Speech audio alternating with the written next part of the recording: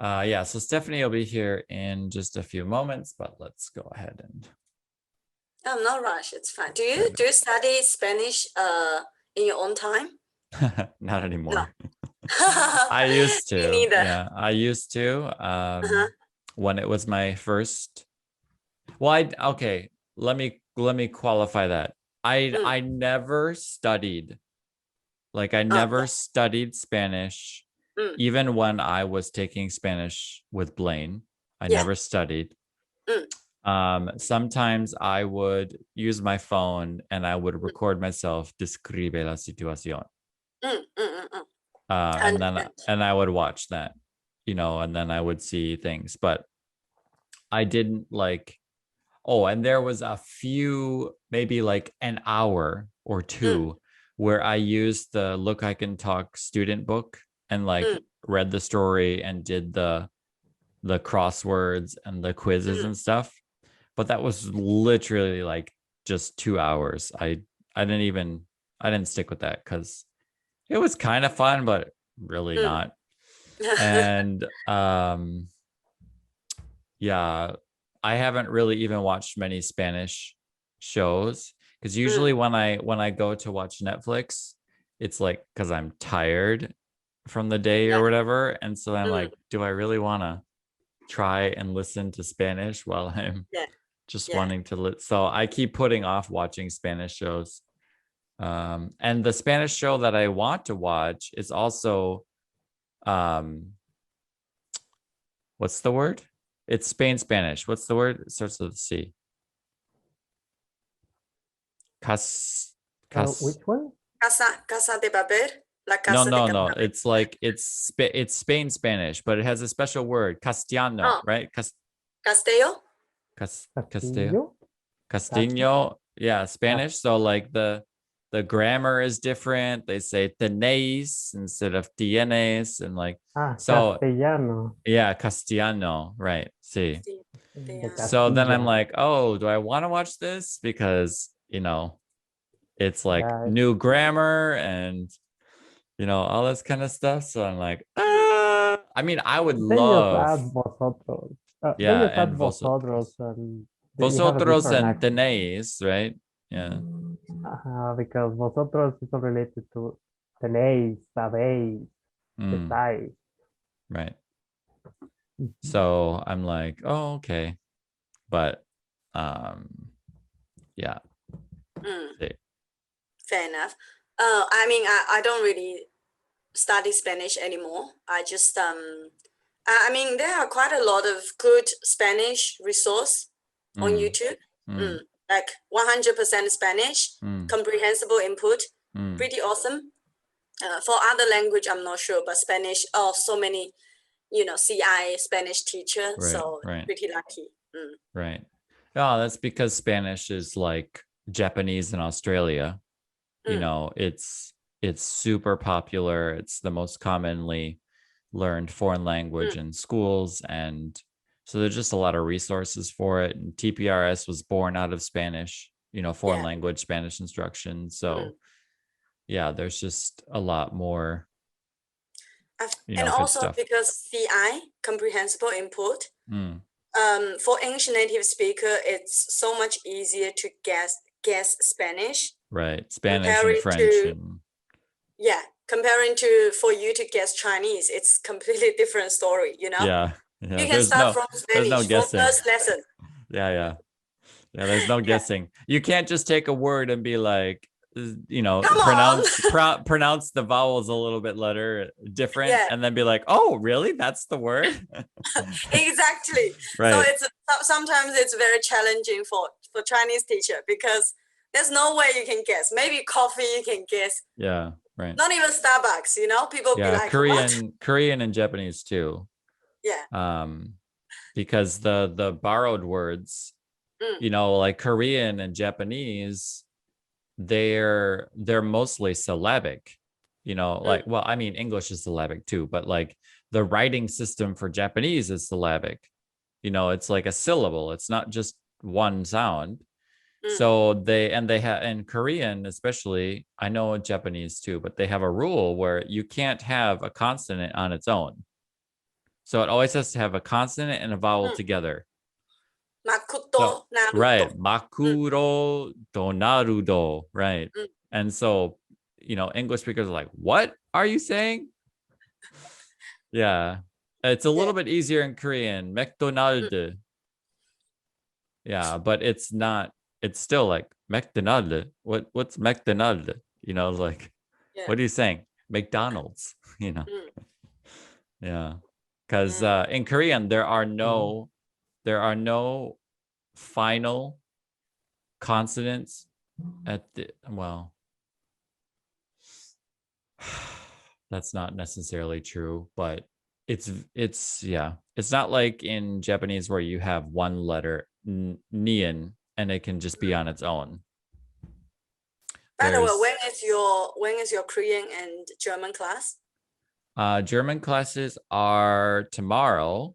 So tomorrow our time. No, they start at, German starts at 10. Which, by the way, if you want, I am doing kind of an open class, but it's a marathon. It's a 6-hour class, and it's this Sunday for you, Suching. It's Sunday for you and Sunday for me. It's Saturday for Yael.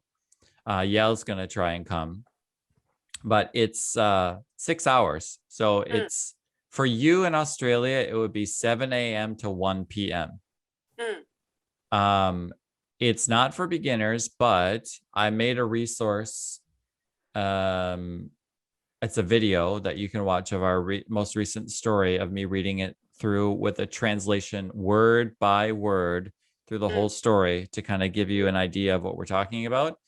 And I have 2 people, one person who knows no German at all, but she's a TPRS teacher, and she's just gonna come and like be a fly on the wall and see if she can learn anything, and also just to see how a 6-hour class goes. But it's an experiment, it's like because I feel like with our classes, my German and Korean classes are 90 minutes, like the class time, and then we debrief after, so it ends up being like 2-3 hours. But really? Yeah. Wow. Because a lot of us, not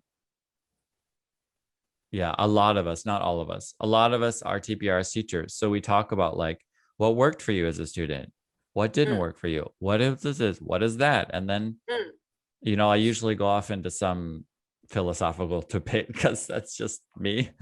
But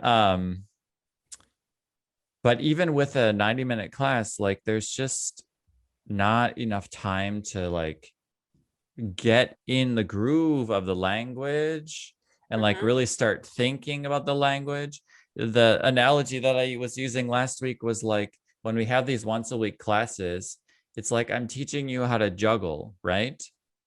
And so I'm like, here are the balls. Okay, here's technically in juggling you start with 2, but let's just pretend I give you, here's 3 balls now. Okay, so you go like this and you juggle, now practice, and you're like, the balls are all over the place, and then you got to go find the balls under the furniture because they rolled all over, and then you get the balls back again, and then you try juggling again, and then they fall on the floor, and then finally, kind of near the end of the class, you can juggle a little bit, right? But then class is over, and so it's like you just like freeze. The balls drop on the floor. They roll into all different corners of the room under the furniture, and then you leave for a week. And so all the balls get covered with dust and they're dirty. And so then we come back to class and it's like, okay, now go find the balls. And the balls are dirty, so you got to clean them. So you clean the balls and you wash your hands. You come back and you're like, okay, now I have these balls again. Wait, how do I juggle? And then, you start juggling again. And then by the time you kind of can juggle a little bit some more, class is over. And when we have these like just once a week classes, it's even harder to pick up to find the balls and pick them up again. Whereas if you have more frequent classes, you leave class and the balls are still in your hand. You don't drop the balls. and then you come back and then you can pick it up a lot faster. So this idea for like a 6-hour class was like, well, let's just, because we can't fit multiple classes in our adult schedules, but maybe we can try this long class and see what it's like. And also it's an experiment for me, is like I could offer an introduction to TPRS and German and be like, come to this, 5-hour workshop or 6-hour workshop or whatever, and experience it for the first time. And I could start from the very beginning and give students kind of a real experience of all different kind of activities they could do as a student with TPRS before they, were to sign up for like week classes or something like that. Okay. So I'll watch your video. Can you send me your video first? I'll send you the video, and it's this Sunday, and you can just come. I'm just doing donation based, so you don't even need to pay anything. It's just for anyone who feels like they want to, they can. But especially for people who have no German, who don't know the German, who haven't been in our classes, I'm not expecting you to pay anything. But I'm just telling you that because it might come up, or someone might say something, oh, I sent you this money or this, that, or the other thing. So don't feel like you're obligated to do any of that. So Stephanie, I'm just talking about a 6-hour German class I'm going to teach this weekend. Oh, wow. Yeah. So it'll be Sunday, my time, from 6 a.m. to noon, which Central Time would be 4 p.m. to whatever 6 hours later is. 10. Yeah, 10 p.m. On Saturday. On Saturday. And it's not for beginners. The students are still technically beginners, but I'm just offering it. And I was telling Suching about it because she's thought a little bit about maybe joining the German classes, but this could be a way for her to just kind of like see it and also be like, what's a 6-hour class like? Yeah, my biggest problem is I'm not motivated to learn German. That's the biggest one. Yeah. Right. Yeah. So and I'll send you to, actually, let me just link it in this while I'm doing it right now. Because I made a document for it. So it has like announcements and stuff that I'll make, and just got to find it here. Here we go.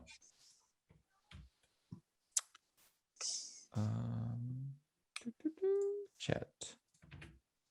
Okay, so just go there and then save that link.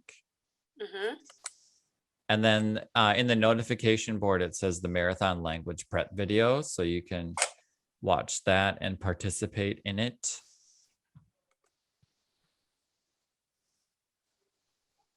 You can also see all the reflections and revelations that students have shared since we started the German class.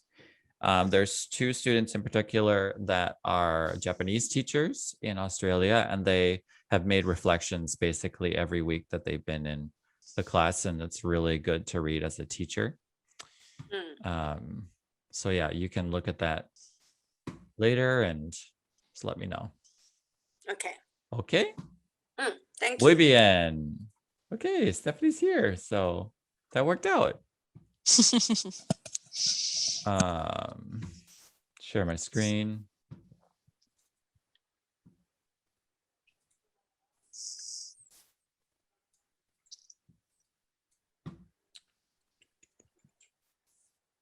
Make sure I can see everyone. Open the chat. Okay. And let's change Stephanie's name. Elena. Okay, clase. Sí. ¿Quién está aquí? Elena. Elena. Yo. Sí. Sí. Correcto. Tú estás aquí. Tú estás ahí en el slide. Sí. What was that word for slide? The crazy word, yeah. Diapositiva, la diapositiva. La diapositiva. Positiva. Positiva. Diapositiva. See the slide. Diapositiva. I can't even find a way to make that make sense in my English brain. Well, it's positively, well, it's day and positive, but I don't even know how to make that. Diapositiva. Well, when you see the slide in a TPRS Spanish class, it's a positive day because you know what we're going to talk about. Es una diapositiva. So, yeah. So, Elena está en la diapositiva. Sí. Elena. Sí. ¿Estás tú sola en la diapositiva? No estoy sola en la diapositiva. Sí, en la diapositiva. ¿Por qué no estás sola en la diapositiva? Porque estoy con mi gato Floyd. Sí, porque tú estás con tu gato Floyd. Sí. Elena. Sí. ¿Es tu gato su gato especial o normal? Mi gato es especial. Oh, tu gato es especial. ¿Por qué es tu gato especial? Porque mi gato está morado y azul y mi pelo está morado y azul. Oh, sí, es obvio. Tu gato es especial porque sus pelos son morados y azules, ¿sí? Sí. Y también son tus pelos morados y azules. Sí. You can also say su pelo es morado y azul como Elena, como el pelo de Elena, que es morado y azul. So Blanca has used pelos in plural for hair, so hairs. But I think you can also say el pelo, ¿sí? Yael? Do you know qué es la situación donde una persona usar pelos o pelo? Sí, los dos son correctos, pelo y pelos, pero pelos puede ser un poco más informal, es un poco más casual. Decir Ah, pelos may sound even like immature if I am talking to my boss. Oh, I have something en mis pelos. That's not. ¿sí? It's better to say en mi pelo. The plural? Yeah, Is is that less what- formal. okay. Yeah. So Got the it. plural is more informal. Oh, muy bien. That's good to know. I don't want to go up to somebody and be like, usted tiene pelos buenos. Oh, yeah. Okay. So good. Let's write that up here. Los pelos is informal. Y el pelo es it's not formal, pero es seguro. We'll say it's safe. Es seguro. ¿Sí? Es seguro. It's safe to use el pelo all the time. Sí. Muy bien. ¿Es correcto? It's safe to use el pelo siempre. And nobody's going to be like, why are you saying el pelo to me? I am your Sí. friend. ¿Sí? Okay. Sí, es correcto. Okay, muy bien. Muy bien. Sí, pero Suching, ¿Sí? ¿está el gato contento con con su pelo morado y azul? Sí, yo creo que el gato parece contento con su perro. Lo siento, no es la verdad porque a él le gusta el color rojo. Oh, Y ¿por qué? entonces quiere cambiar su pelo a rojo. Tú no te recuerdas. Tú no te recuerdas. We talked Sí. about that several weeks back, but it's probably Mm, just slipped by. Sí, sí. Elena, Sí. ¿cuál color es su gato? ¿Es el color favorito de su gato? El color favorito de mi gato es rojo. Sí. Su color favorito es rojo. Sí. Yael, Sí. ¿es tu color favorito rojo también? No, Oh, muy mi bien. color favorito no es el rojo. Oh, no es Eh, el rojo. Oh, ¿por qué? exacto, no es el rojo, no es el color rojo porque es el morado. Mi color Mm, favorito es el morado. muy bien. Es el morado como los pelos de Elena y el gato. So there, I'm talking about the two of them. If I talk about the two of them, would I still say el pelo? Yeah, it could be better. In that case, it doesn't sound that bad, but it's Okay, better to because I'm say el talking pelo. about two people, right? Or two things. Yeah, Sí. no, now that I think about it, it's better to just say el pelo, que como el pelo de Elena y Floyd. Oh, muy bien. Perfecto. Sí. El color favorito de Yael es el morado, como el pelo de Elena y su gato Floyd. So I'm starting to learn more, and Yael, you're going to correct me and help me. I'm starting to learn Mhm. more about when in Spanish you use el and la. And it sounds like to me when you use el and la, when you're referring to something specific, but also when there's not going to be something else implied. So maybe that's not very clear. But like we say, a Elena le gustan los animales peligrosos.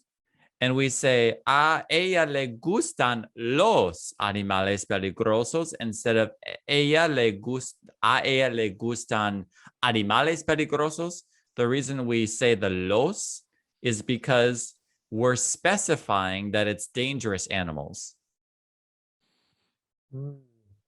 Okay, so this is actually interesting because uh, from what I understand, well, I didn't know about this before myself, but there was one time when I tried to look at the usage of the definite articles, and there are actually very, very specific cases. So I Muy think that is bien. one of those. That is one of those, but there are a lot of them. Like when you would use the definite articles, like in English, you wouldn't say Elena es la chica número uno. You would say Elena is girl number one. Right. Elena es chica número uno. Sí. But I think you're right, yes, because we are specifying Elena es la chica. Right. There is número no uno. other, there's no other girl number one. So Elena es la chica número uno.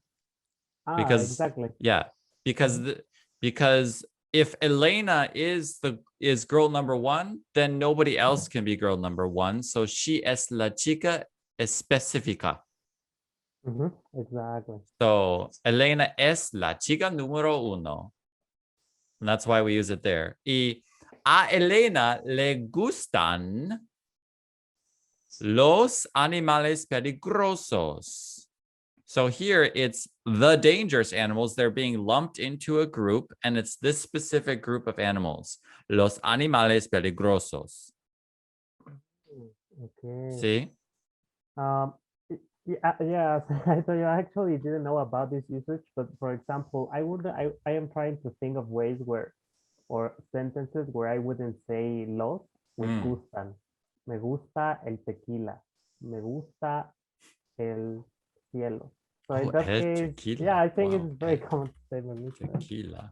with the article. It's one of those special words. It's not la tequila, eh? Oh, muy bien. There's a new one for us. Ante. El tequila. And it is That is very masculine, common. right? It functions, so el tequila frío, not that you would have cold, but it's masculine, right? Yes, exactly. Okay. It doesn't work like water. Right. It's not like water. Okay, And it's so. just one L, not Oh, double L. tequila. Yeah, right. Tequila. Tequila. Sorry. The tequila. Thank you. The tequila. Wait, what were you saying? It's not like water? Yeah, because el agua is still la agua. Remember, it's feminine. Mm-hmm. But when you put the article in front of maybe you weren't here for that class. When you put vaguely remember. Yeah. When you put the article right in front of agua, you have to say el agua because la agua is just too hard to say. Right. Yeah. They do that in But French too. if it's separated, then it becomes like la misma agua. The same water. La misma agua. So yo no tengo la misma agua de tú, Elena, porque de ti, Elena, porque yo estoy en Corea y tú estás en Chicago. Entonces, nosotros no tenemos las mismas aguas. La misma agua, sí. No tenemos la misma agua. ¿Sí? Porque el agua en Corea es diferente que el agua en los Estados Unidos. ¿Sí? Sí. Sí. It's obvio. Anyway, so that's a little bit about the articles. Again, we'll revisit it more as we need to, but that's just something to kind of think about. It is like if it's only this thing that you're talking about, like this group of things or whatever, then you're going to use it. And I'll keep watching out for it too as a teacher and including it in our stories and contrasting the two about when you use the article and when you don't use the article so that you can notice the difference. Sí. Okay. Suching, describe la situación, por favor. Okay. ¿Quién Pero, está en la diapositiva? Diapositiva.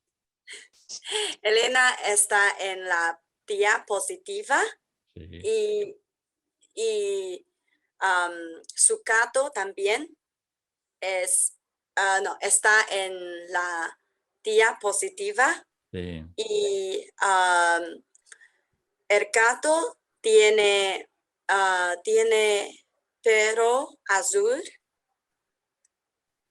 pero el gato no está contento. ¿Por qué? Con su perro porque él quiere cambiar su color de su pelo. No. Oh, el cambiar color de su el pelo. color. Sí, el color de su pelo. Porque su color favorito es rojo. ¿Sí? Sí, el color favorito es el rojo. Sí. Rojo. ¿Por qué el gato es de China? Oh, el gato es de China. Entonces, su color favorito es el rojo. Sí, ¿El rojo es el color favorito de todas las personas de China? sí, pero no mi. Oh, pero, Yo oh, creo que rojo es muy, oh my God, ¿cómo se dice ugly? feo, I love it. feo, Yeah, feo, feo, sí. feo. So, feo is Mm, masculine, fea is feminine. sí, yo creo que el color rojo es muy feo, Oh. pero sí, rojo es un color, significa bueno, buena en China. Significa suerte, luck. Sí, Es un color suerte. sí. Muy bien. Según, Elena, do you know según? No. Okay. Según. Suching, what is Mm, según? Okay. maybe. Muy bien. Oh, So, really? según los habitantes de China, Ujú. el color rojo es un color con mucha suerte. El color, no, es un color muy suerte. Según, Según, yeah, you mean según, maybe? according to. Oh, according De to, la okay. suerte, gracias. Oh, la suerte. There's another fancy word for us. La suerte. Según means according to. Según. According to. And la suerte, the luck. Sí, según los habitantes de China, Mm, el color rojo es un color de la suerte. sí, pero yo creo que no según los habitantes de China, Oh, pero según la cultura de China, la cultura. sí. Pero los habitantes creadan Mm, la cultura. They create the culture. La sí, los cultura. habitantes antes, no Oh, los habitantes ahora, antiguos. Oh. sí, antiguo. Y ahora, los jóvenes, young people, Sí, Jóvenes, las personas, ¿sí? los Jóvenes, jóvenes. jóvenes, yeah, jóvenes, jóvenes, yeah. los jóvenes en China, ah, es posible, no, ellos creen que el color rojo es muy feo, entonces ellos llevan, Where? llevan, ah, oh my God, Ropa. llevan blanco cuando Mary, wedding. Sí, sí. No llevan el rojo, ¿sí? No llevan la ropa roja. Algunos sí, O algunos, sí. sí, Algunas pero, personas. mm, Muy pero bien. mm, muchas gentes Mm, no. mm. Mm, Entonces, el gato Floyd quiere cambiar su pelo a rojo porque en su opinión, de China. El color rojo tiene es un color de la suerte. Sí, muy bien. Elena, describe la situación, por favor. Sí. No estoy sola, estoy con mi gato Floyd en la diapositiva. Y mi gato es un gato especialmente porque mi gato tiene la mismo pelo que mí. Could you say that? El mismo pelo de ti. De mí, sí. Mm. Sí, sí. Pero mi gato quiere tener el pelo rojo porque él cree. Sí, él Él cree. cree. Ujú. Él cree que rojo es el color de la suerte. Es el color de la suerte. Sí. Entonces, él quiere cambiar su pelo a rojo. Sí. Sí. ¿Y qué piensa él sobre los colores morado y azul? A mi gato no le gustan los colores morado y azul. Entonces, ¿está él contento?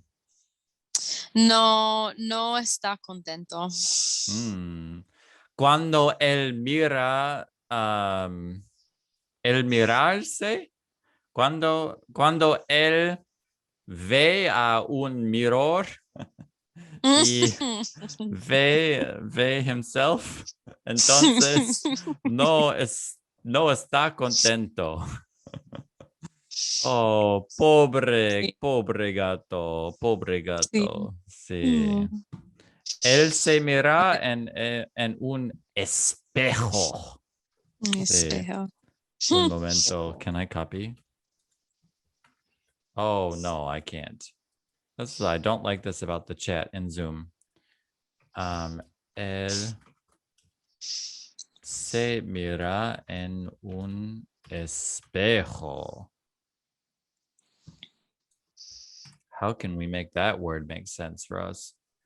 Okay, he himself watches. Mira is watch or look? Look. Look. Okay. He himself looks in a mirror. Espejo. Espejo. Espejo. Any ideas? Yes, because actually, well, with Mira, if you can watch other things, right? So if you say se himself, he watches himself, but with Yeah. espejo, Espejo. That doesn't sound like anything in English that I can. It doesn't have to sound like English, I guess. ESP. So ESP, I'm like thinking like psychic. ESPEJO. I don't know. Maybe you it'll can hear the story about what is it called? What is it called? Mirror, mirror Why? on the wall. Yeah, Snow White and yeah, the Seven exactly. Doors. Yeah. Espejito, espejito, ¿quién es la más bonita? Oh, espejito, like a little mirror. Exactly. Yeah. Espejito, espejito. Remember that? ¿Quién es la más bonita? ¿Quién es la más bonita? Who is the most beautiful? No sé. No es tú. No eres tú. Yeah, the queen, not you, Yael. Tú eres el más bonito. Sí. Él se mira en un espejo. We're just going to have to remember that. Espejo. I don't got anything for that. Nothing crafty. Okay, Suting. Oh, I can't hear you. Tengo una pregunta. Oh, sí. ¿Cómo se dice wait? ¿Espera? Ajá, Espera un momento. Un momento. Espera un momento. ¿Por qué espera? Porque yo me mira en un espejo. Oh, en un espejo. Sí. So, espera. If you know espera. Espera. No, de eso similar. Espera. Sí, espejo. Wait. Wait. Espera. Espera. Espera. Yeah, that's a command. Espera. Wait. By the way, does terminalo means kill him? Oh, wow. We're getting all the good words today. Sorry, it's a random question. I heard it in Breaking Bad. Oh, yeah. There's no Oh. subtitle, but I guess it means terminalo. Kill him. Yeah, End him. terminate him. Yeah, terminate him. Yeah. Termínalo. Yeah. Termina would be stop, End. quit it, terminate. Termina. And then lo would be it or him. Termínalo. Mm. Muy bien. Mhm. Yeah. Okay. So, mira. Mhm. So if I say mira, I'm telling you, look, mira. Y- Hay un gato, clase. Pero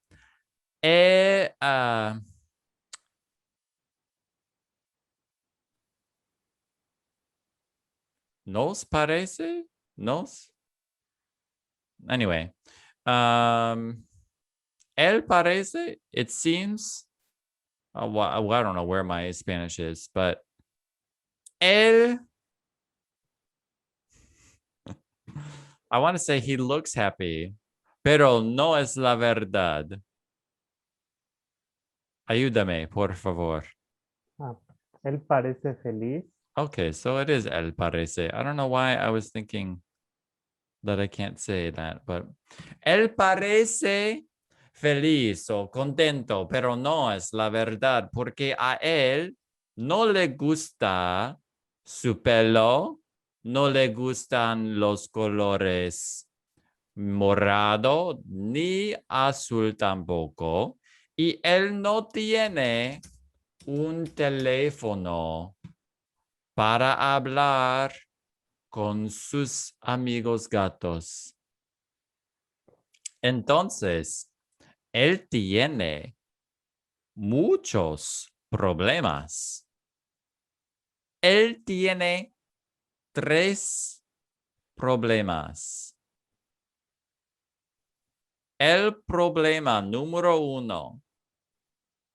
¿Cómo es, Yael? ¿O qué Problema es? número Sí. 1. A él no le gusta el color de su pelo. A él no Sí, le gusta el color morado. sí. A él no le gusta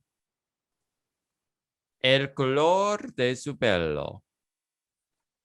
A él no le gusta el color morado y a él no le gusta, ni a él no le gusta el color azul tampoco. Elena, ¿qué es el problema número 2 del gato? El Gato. problema, el problema. El problema número 2 es que mi gato no tiene un teléfono. Sí, el problema número 2 es que el gato no tiene un teléfono para los gatos, para hablar con sus amigos gatos. Es un problema muy serioso. para él. Y para Elena también, porque a Elena le gusta darle un teléfono para los gatos. Pero Elena, ¿tienes un? No, no tengo un teléfono para mi gato. Para Sí, gato. sí, tú no tienes un teléfono para los gatos. Para gatos. Would there we say para gatos? Um, huh, para gato. Para gato. Sí, él no tiene un teléfono para gatos. Ajá, if you could say para los gatos de Elena. so that Right, is right, very right. specific Because that then it does, those para are gato. specific. You're right. That's a specific group of gatos versus un teléfono para gatos. There's no specific group of gatos. But if we said para los gatos de los animales, then we also have to say los animales. Like del grupo de los animales. You know, like now it's like the cats of the group of the animals. You know, now it's become really específico. Sí. Muy bien. Muy bien. Pero hay otro problema. Problema número 3. Que es el problema número 3 del gato Floyd. Remember, this means of. Del gato Floyd. Suching. ¿Qué es? El problema número 2 o 3. Número 3, sí. Número 1 es que a él no le gustan los colores morado y azul y su pelo es morado y azul. Y el problema número 2 es que él no tiene un teléfono para gatos para hablar con sus amigos gatos. Ok. Así que el problema número 3,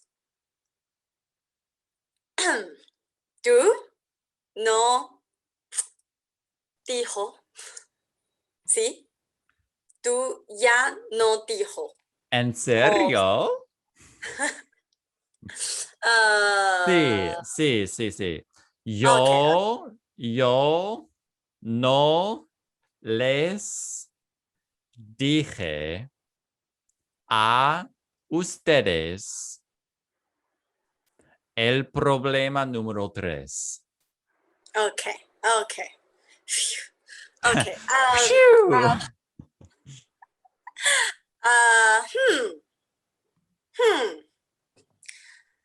No lo sé. Yo necesito más tiempo. Oh, tú necesitas más tiempo para pensar sobre el problema número 3. ¿Y qué es? Sí. Muy bien. Elena, ¿sabes tú el problema número 3 del gato Floyd? No, no sé. Oh, tú no sabes tampoco. Oh, sí. Oh, es una situación terrible para ustedes, porque Sí. ustedes no saben el problema número 3 del gato Floyd. Él tiene muchos problemas, pero ustedes no saben el problema más importante de los otros problemas del gato Floyd. Oh, es terrible ustedes. Yo El creo, gato, oh, ya él tiene una idea sobre el problema del gato Floyd. yo creo que eh, yo sé el problema del gato Floyd, yo sé cuál Oh, es. ¿cuál es? Um, yo creo que su problema es que Elena no le quiere comprar un teléfono. No sé. Sí, tú tienes, tú estás correcto. Sorry, my German's getting in the way. It's actually, tú tienes razón. You are right? Ajá, tienes Oh, razón. it's the same as German. Well, except in German, they say you have right. Like you have rightness. Du hast recht, right? You are right. Yeah, Yael knows German. His German's way better than mine, actually. Yeah. Something. No, it is much better and it's a lot more accurate and you know a lot more than I do. Pero, so it's the same. Oh, tú estás. What did you say? Tú estás. Oh, Hold on. Let me regarding- see if I can remember. Tú estás.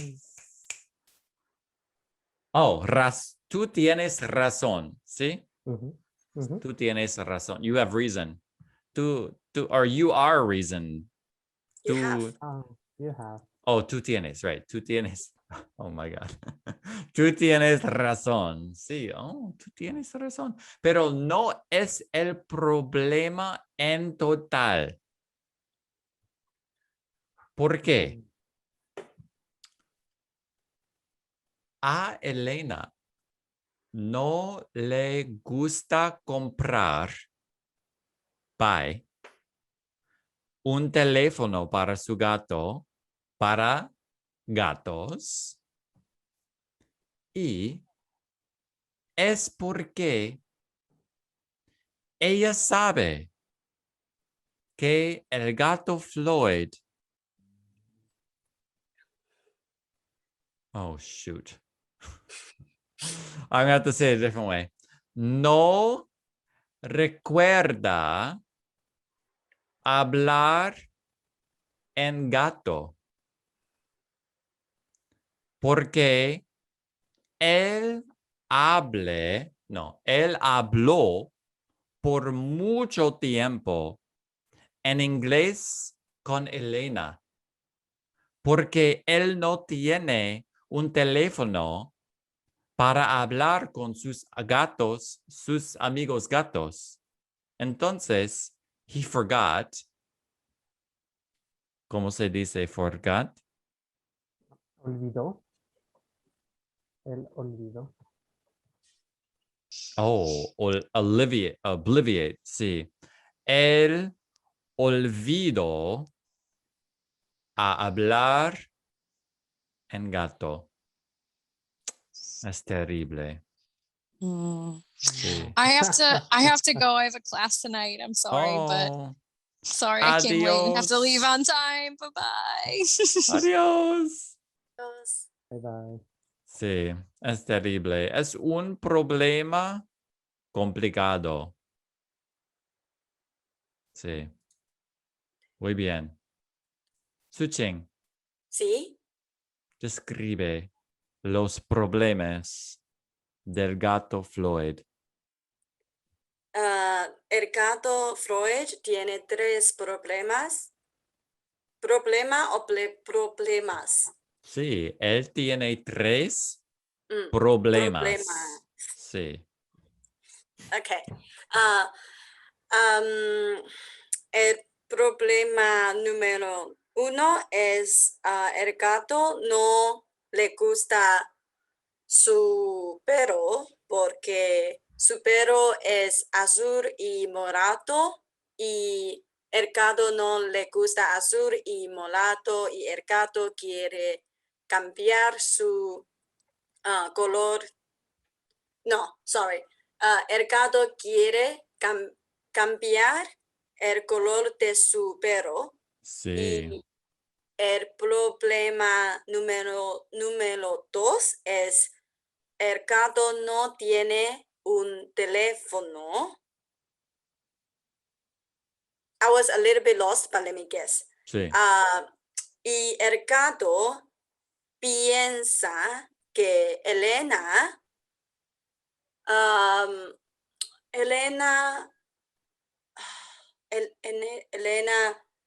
puede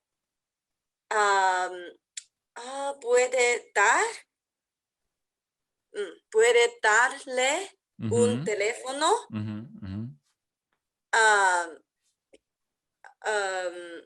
Sí. Entonces, el problema número 3 es no.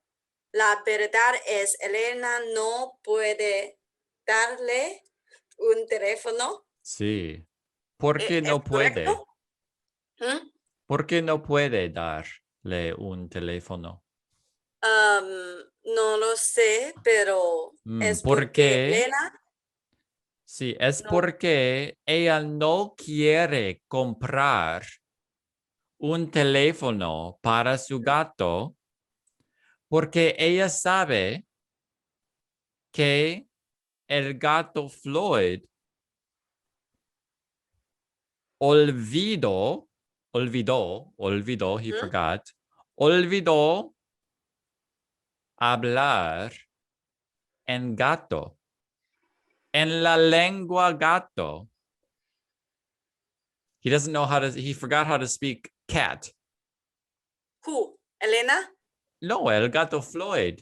Oh, okay. Sí, el gato Floyd olvidó hablar Mm, en la lengua gato, mm, en el idioma gato, mm, porque por mucho tiempo habló mm, solo en inglés con Elena, mm, porque no tuvo un teléfono para ujú, gatos para hablar con sus amigos gatos. mm. Entonces, él olvidó hablar en gato. Sí, así que Elena no quiere comprar un teléfono para el gato. Sí, porque sería, sería un waste del Ah, dinero. mm, mm. Sí, it Pero would be a el waste of gato, money. pero el gato necesita un teléfono más porque ahora mismo el gato tiene que aprender la lengua de gato. Él Con, necesita tener clases sí, de con la un lengua gata. teléfono. Con un teléfono, no. Sí, En sí. Zoom, en línea, con TPRS. No, no, no. Comprende. Con un teléfono hay muchas videos en YouTube. Oh, sí. Sí. Sí, es una buena idea. Sí, es Mm, una buena idea. Sí, porque si él tiene un teléfono, él puede ver los videos sí, de, los gatos. de la lengua gato. Oh, the power went out. Sí. Oh Se fue la no, luz. the Ah, power pues, poof. Oh, does that happen often? nope. Oh, Not very often. oh, is there weather? I don't know. Actually, it happens randomly, like once every 2 months, I would say, or Oh, every month. oh, Yeah. Oh, by the way, I noticed something really interesting. Mm. When I was watching Breaking Bad, when it comes to Mexico, the sky was very gray. Horrible American. You know what I mean? No? Okay, when it comes to the scene in Mexico, the sky and everything looks so great. But when it's in the States, it looks very blue and nice. Oh. They change the filter, you know? Oh, I Yeah. see. Yeah, they do it on To purpose, make but it's America funny. look good. Oh. Yeah. Yeah, I know. It's like I saw this meme that was showing Mm, Mexico City, yeah. and people are like, what Mexico really looks like. And then they showed this like tiny rundown pueblo, and they're like, what Mexico looks like in movies. Yeah, And it's exactly. like, oh, it's so true. It's terrible. Es terrible. Yeah. The thing is, I can see the weather in Mexico is so good, even with Right. the filter, but they Right. just make it so like smoky and like yellow. Looks Right. so funny though. Right. Yeah. Yeah. It's like propaganda without, Mm, it's like yeah. really subtle Mm. propaganda. Wait. But it's just failed to me because I Yeah. could see how You're nice like, the weather I know there. exactly that this is not true. Yeah. It's just fun because I'm Chinese, so I know how it works. Mm, How to Right. make other countries sounds horrible. right. Sí, sí. Yeah. Okay. ¿Cómo fue hoy? You said last week that you had a question. Oh yeah. I'm doing crosstalk with Spanish guy, and like I feel like I heard this school in which country? Thailand, right? They use it's called A something. I don't remember, but they use this method. Like basically, the teacher speak 100% Thai in a class to teach Thai. Mm. The thing that I have two doubts. The One power's is back. oh yay. Regresó. One is when I don't understand, when I just don't understand, I feel, I don't feel very comfortable. So this is one thing I don't quite approve, especially if it's a language like Thai. It's like completely different, right? Secondly, they at the very beginning stage, I understand, of course, input is very important. But as a language teacher, I don't feel uncomfortable if I'm forced to talk. I don't Right. mind. I can Right. talk. You know what I mean? Right. Yeah. So they seem like they are opposed to talk. And also, when I speak something wrong, I wish someone could correct me. Maybe Right. not like straight away. After a while, Right. I don't want to keep making same mistakes. Right. I You don't hate want the to idea of program that. those mistakes. Right. Yeah. And they were like, okay, they will study shows, correction doesn't work or forced speech doesn't work. But I mean, it's something I really need to think. Is Sure. it really not helping? Like Yeah. especially when I teach my student because it's like private tutor. So Yeah. you don't just talk all the time, right? The No. student definitely they want to No. talk. Yeah. Right. Interact. So I saw so many videos in YouTube and they were like, oh, why the correction doesn't work? Why, at the very beginning stage, the speaking doesn't help. I'm like, really? Is it not helping at all? Mm. Yeah. How could they speak naturally if they don't practice speak at all? I don't Yeah. understand it. What do Yeah. you think? Yeah. So I have a lot of thoughts about this. Uh-huh. And a lot of strong opinions. Yeah. So let me say I get where this is coming from, right? Yeah, I get it too. Stephen Krashen input hypothesis about how comprehensible input leads to language acquisition.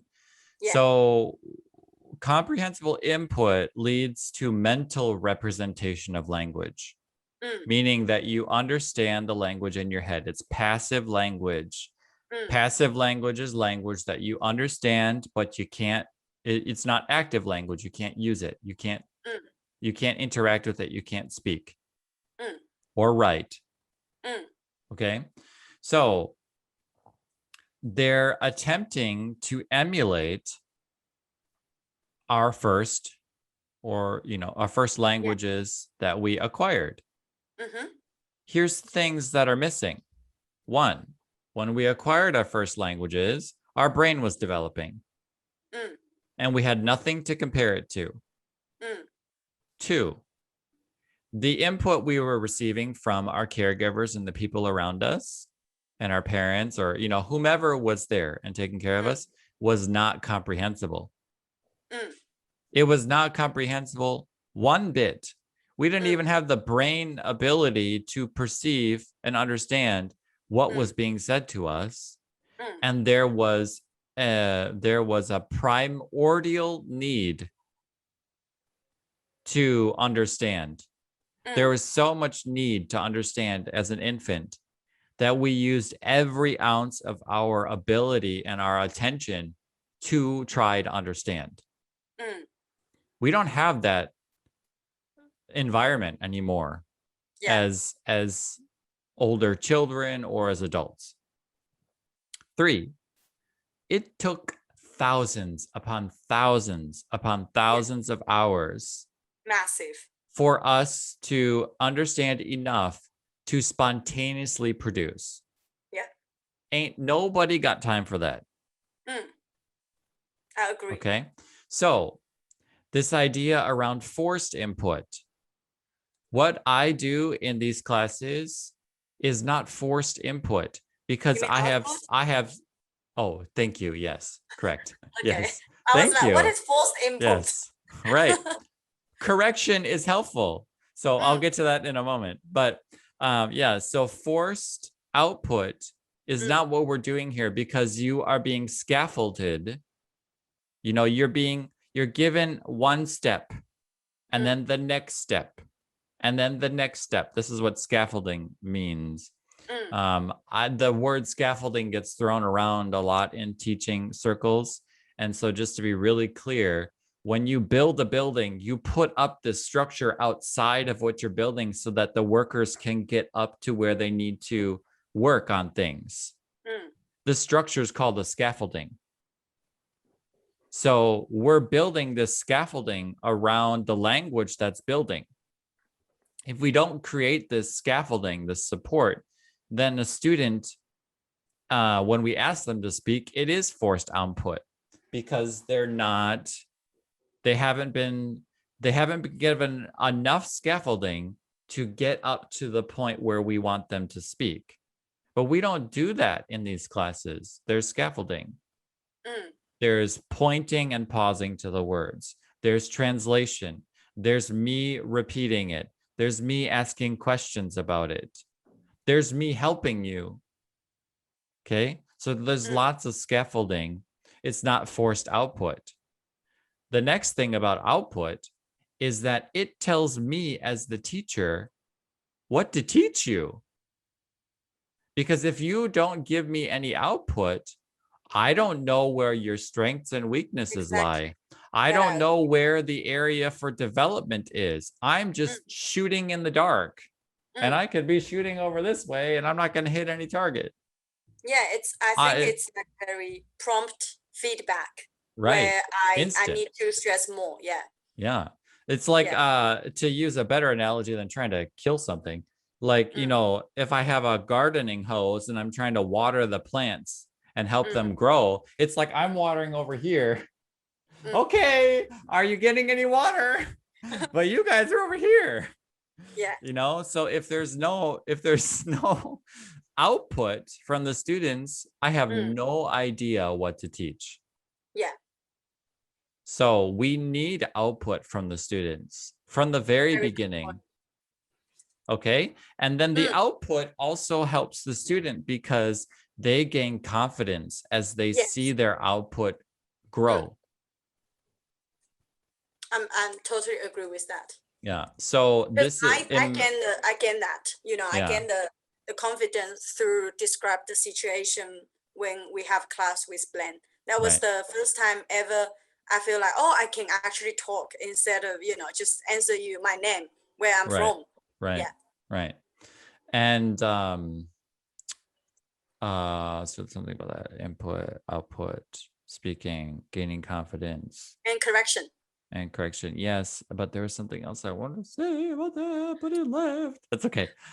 So yeah, now I remember. So this is the issue with immersion. Yeah.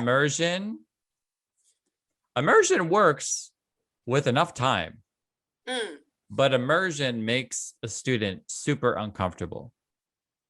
Anxiety. Super uncomfortable. The older, especially the older they are.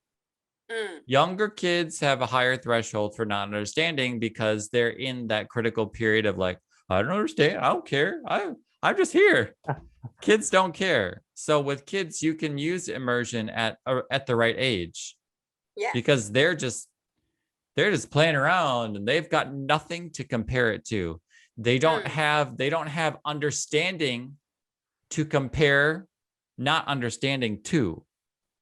As adults, we just inherently compare understanding to not understanding, and we don't like it because they're like, I could understand just moments before, now I can't understand anything. And that comparison makes us shut down, and we can't take anything else in. Yeah. Does that make sense? Yeah. Definitely. I think also as adult, we want to see progress all the time. We need to see progress because we want to see the result. Right. Because we know that if we aren't seeing results from something, if we aren't seeing progress from something, we know we're not progressing because we're adults. Not doing it. We know that the things in our lives that have progressed have shown progression. So when we see no progression, we're comparing it to other times when we saw progression, and we come to the logical conclusion that no progression is being made. This is the difference between older learners and kids in the critical period. Yeah. The kids in the critical period hold no advantage over adult learners. It's that the approach is different. Adult learners hold the advantage over critical period kids, or just kids in general, in that we can comprehend a lot more, we can produce a lot faster, and we can say a lot more, a lot faster, and a lot more quickly if the instruction meets adult needs. If the instruction doesn't meet adult needs, then we're not going to get anywhere. Yeah. And, teaching kids is different than you teach adults.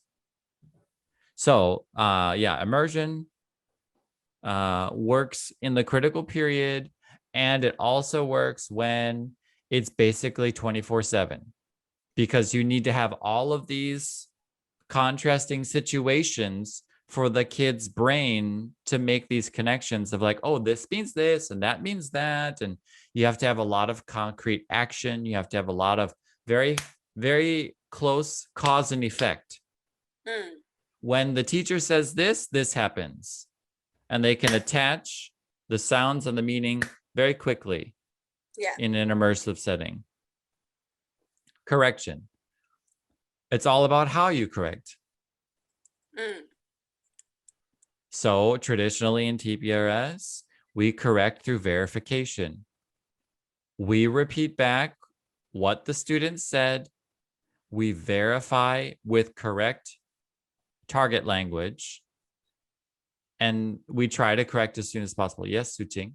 Yeah, this is somewhere I found it actually works very differently if you are sensitive to the language, or if you know the teacher is actually trying to verify what you just said and trying to correct you. Some people notice that, but I realize some people, they don't notice.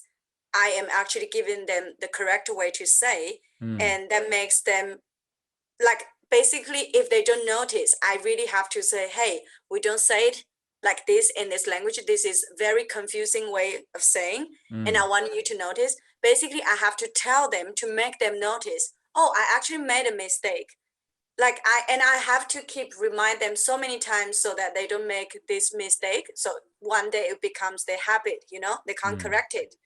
Yeah, because some people, they straight away, they know, oh, I'm correcting them. So they just repeat the correct way of saying. Some people, they don't know, they just spacing out, you know, and they just keep making a mistake. So I kind of feel the boundary of me saying, oh, I'm correcting you, or I'm just give you the correct answer. It's like, I need to, like, what do you think? If your student didn't notice. So here's the thing. So this is a teacher mindset shift. So as a language teacher, we need to shift our mindset from correcting our students to providing an environment within which the student will eventually notice the correction when they're ready. Okay. So you need to provide so many freaking goddamn repetitions that the student can't help but notice when their brain is ready. Because here's the thing. When we're acquiring a new language, first we have to get over the sounds. That's the first hurdle. We have to get over what the thing sounds like. And then attach that to meaning as another hurdle. Then we need to start producing it and using it. That's another hurdle. Okay, so we got like 3 hurdles to get over, and it takes lots of repetition and time to get over these hurdles.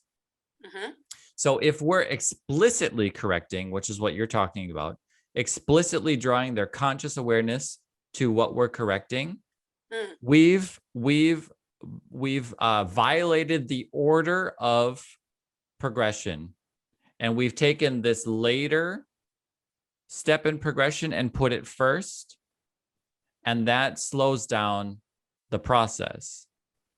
Because just like with kids, so here's where the natural approach where we first started works. Like with kids, if like a little kid says something wrong or whatever, like, oh, you want to have some chocolate? Oh, and we just repeat it back to them correctly. And we don't even need to tell the students that that's what we're doing it. When their brain is ready, when they've heard enough language, they're going to recognize it. When they start to recognize it, now we can start to do some explicit error correction. But only when they display some robust language, which means strong and healthy language. Strong and healthy language means there's little hesitation and they're fairly accurate on the big stuff. Okay? So the big stuff is going to be verbs, because the verbs change the meaning of things so much. Especially in Spanish, you know, like the verbs conjugate like 5 or 6 different times. I, you, he, she, it, them, us, right? Yeah. So those, if you say, you know, yo tiene, now you're saying I, he has, or hi, I, she has, and it's really confusing.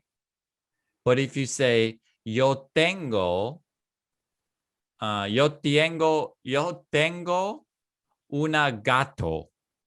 If you say that, the native speaker might be like, okay, do you have a female cat or do you have a male cat? I'm not really sure, because you said una gato, you didn't say una gata or un gato, so I'm not really sure, but I know you have a cat. It's a lot less confusing than if I say tiene un gato. Now they think I'm talking about somebody else. Yeah. Okay. So the reason we explicitly correct that with translation is because it's a factual error. You see, if I say tiene un gato, but it's really I that have a cat, I've made a factual error. And that we can explicitly correct, because the student's not going to be offended. Okay. Because it's a fact. Oh, okay, so you just said he has a cat. How do you say I have a cat? Oh, all right. Tengo un gato. And we don't feel offended by that because it was a factual error. You see what I mean? Yeah. Versus if I say, you know, oh, Estoy contenta. Oh, you have to say contento because you are a man. Like that feels more offensive because it's like, I said what I meant to say, but you know, I just got that my gender wrong. Like it's not I mean, it is kind of a factual error, but it's not see what I'm saying? It's not the same kind of, neutral fact. It's more personal of saying, oh, you have to say contento, not contenta, because you're a boy. And it also sounds like the teacher is being very like pushy Right. because if it's a factual error, I realize actually students would be very delighted to hear that. Right. They're like, oh, like, it's something really important. Right. And they straight away they feel, oh, they're very glad to know that. But if it's like a very tiny minor mistake, I mean, they probably heard it, but they just don't really like subconsciously, they don't really care. Right. And they will keep making a mistake, which is fine. Everyone is making a mistake when you're speaking language. It's fine. Yeah, so just look for the factual errors. And then if it's not a factual error, then you can just slow it down. Okay. And you say, oh, sí, tú estás contento. And you just slow down. And if you have gestures too, tú estás contento. And now this gesture up here for the masculine can really draw attention to that I said contento. And then if they're ready to notice that, they'll be like, oh yeah, right, contento, because I'm a boy. Or they'll ask you, why did you say contento? Now you have the opportunity to explicitly teach because their mind is open to you explicitly teaching them. If you do it before their mind is open, they're going to reject it. So that's another thing as a mindset shift, as a language teacher, is that we need to be willing to wait. We need to be willing to say, you know what, I really want to teach them this because they're developing this pattern, they're developing this habit, but they haven't asked about it. And let me see if I can provide an environment where the repetitions are just obnoxious. So this error that they have, how many times can I repeat it in a way that's, not too weird, but repeat it over and over and over so that they ask me the question. Why is it 我 and not something, something else? I don't know Chinese enough to like give you a Chinese example, but you want to make so many repetitions so that they ask these questions of like, what? I thought it was this. I thought it was that, blah, blah, blah. And when they ask that question, now's your chance to explicitly teach. Try to keep it short, but you can explicitly teach now because they're asking you the question. Does that make sense? Yeah. Definitely. It's a timing when they realize, so they're definitely gonna memorize it better.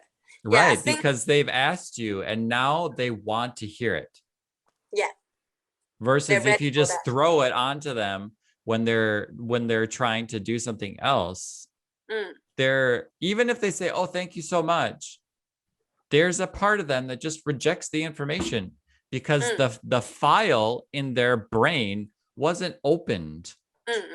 And now it can go in. And even if it is opened by the question and you tell them, you're probably going to need to repeat it again, especially if it's something like tones in Chinese, because it's so nebulous to us. I don't care much about tones. Like I always tell them, oh, you don't need to memorize because you can't.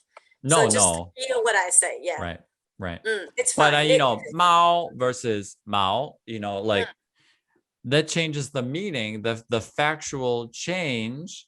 However, it's something that a lot of students may have a really hard time hearing. And so if you correct, they're going to get frustrated. So you just have to slow those tones down.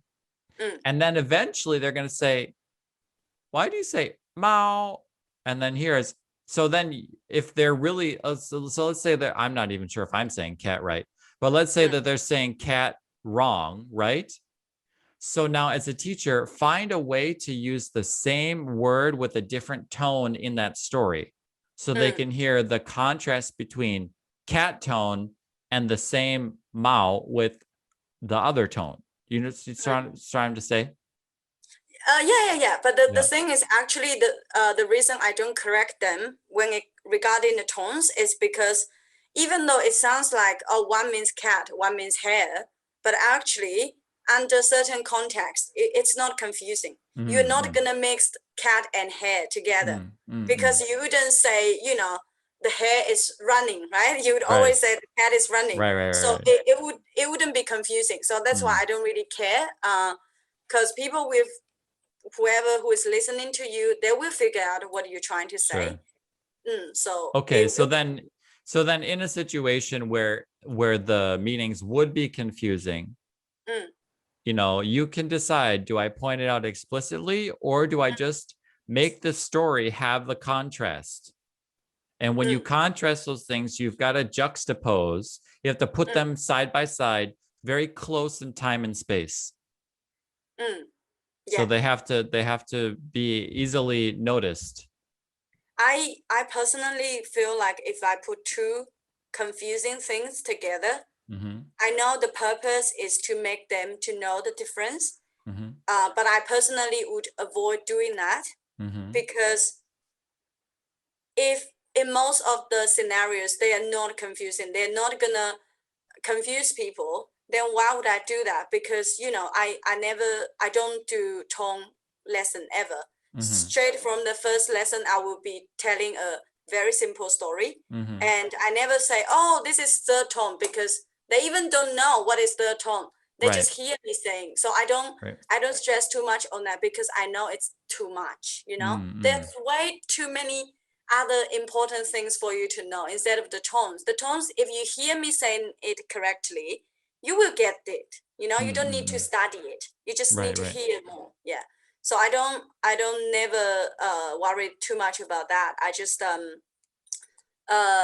you know, I just don't know the boundary of correcting them or verify them, you know. Yeah, because it's everyone is different. So if people get that I'm correcting them, then it's easy. Like as in, yeah, they know what I'm doing and I'm not making them uncomfortable because I'm always saying, oh, very good. Yes, it's like this. And I say the correct answer and they will repeat. Yeah, but I just don't get why people are so opposed to, you know, speaking from the beginning and so opposed to correction. Because I do think it helps if you paying attention to that, you know. For me, it definitely helped. I really want people to correct me. Not all the time, yeah, but I don't know why they're so opposed to that. Well, it's the word correction. Yeah. Okay. You know, you don't have the associations that, you know, native English speakers have with the word correct and correction, because correction means you're telling someone that they're wrong. Yeah. And so, you know, but also just changing the mindset of like, don't correct your students. Just verify the sentence back to them. Yeah. Say, oh, that's right. This is blah, blah, blah, blah, blah. Say it with accurate language and take the focus off, take the thinking off of I'm correcting their language to I'm providing another opportunity for them to possibly notice the difference. Where we need to create an environment that is rich with repetition and contrast. And so that's what I was saying about the tones where they're similar. I'm not saying telling them what the tones are or explicitly teaching the tones, but when they are similar and you can contrast them side by side, you're creating an environment for them to ask the question and to notice, why is it said this way? Why is it said that way? And now you can say that this means cat and this means hare, and then move on. Yeah. You're providing an opportunity for them to have a clear understanding of what they're saying and what they're hearing, which is only going to improve their articulateness in the language and their finesse and their ability to speak the language.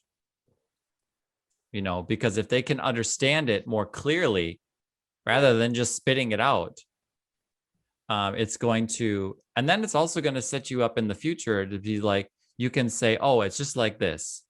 And then there's a whole bunch of patterns that fall into place for them. And now they can just start using those patterns over for something new in the future.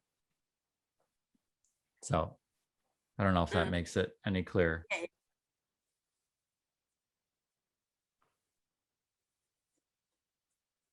Yes, and also because I heard a lot of language teachers that mentioned make sure your students are in low anxiety environment when they learn the language. Yep. It's also very hard to control that, you know, because I'm a human being, of course. And, you know, like I have certain personalities. Say, as a language learner, I feel like I'm rushing a lot. I used to rush a lot until I had lesson with Glenn.